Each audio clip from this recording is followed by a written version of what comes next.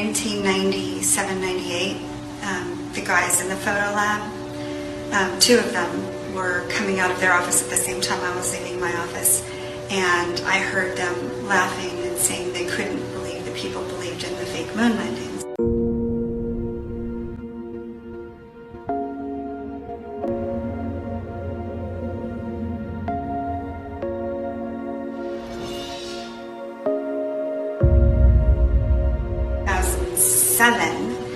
One of the guys I worked with at Lockheed Martin told me that the Earth was flat.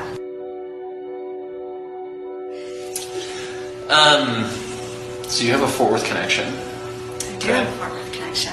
And that is? I worked for Lockheed Martin in White Settlement, which is Fort Worth, Texas, for a period of time. That was not one of my fun positions. That was strictly business, financial business stuff. Gotcha. Just wanted to bring it up because we are Flat Worth and we're in Fort Worth. So right. Just want to make that connection. I did live in Fort Worth for 2 years. All right. That's enough in my book. Okay, so talk a little about how you came to work at NASA, your credentials, and your role while you were there.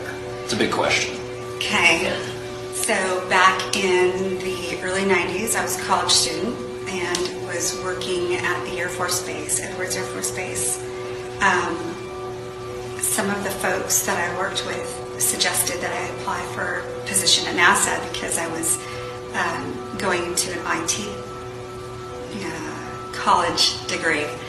And so I did. I found in the base paper, they had a bunch of positions posted for women, mostly women for some reason, which is interesting. Back in the 1990s, they were pushing that. So I applied, and it was very simple. It wasn't like you do today. It was a very simple process. And so in 1996, I was hired on with a contractor for NASA. The contractor is called Woodside Summit Group, and they do various contracts, not just NASA. But I worked directly in a NASA facility called Dryden Flight Research Center, which is one of the main NASA facilities in the U.S. I worked there from 1996 until 2000.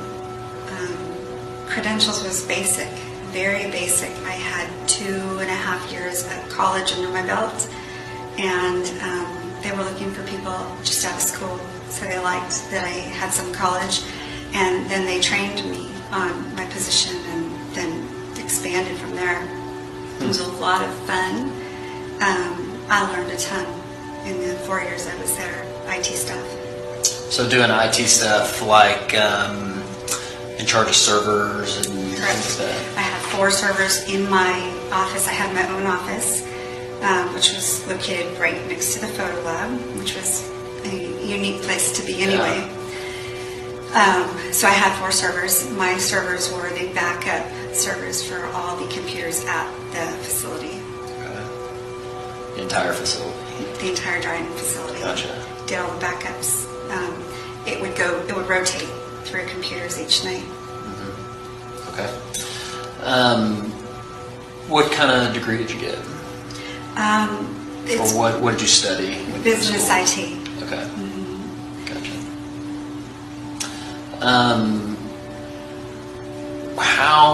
How did you come into Flat Earth? Because you weren't a Flat Earther when you worked at NASA. Correct. Right?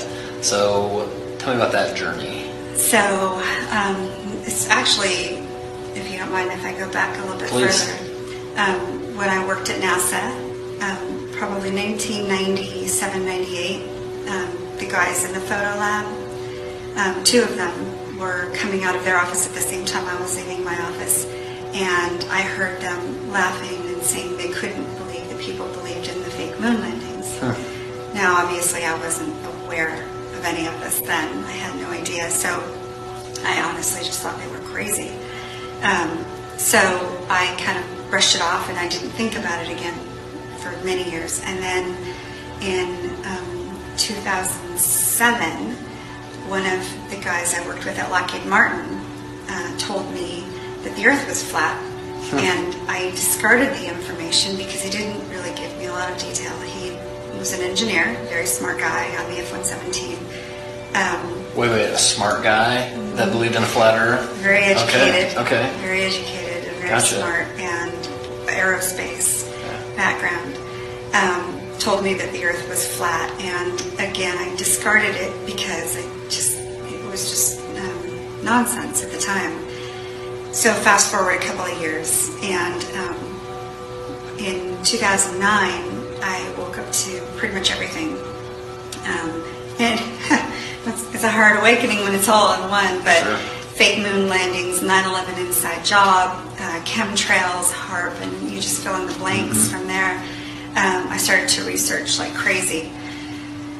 So from 2009 until May of 2016, I was just researching, studying.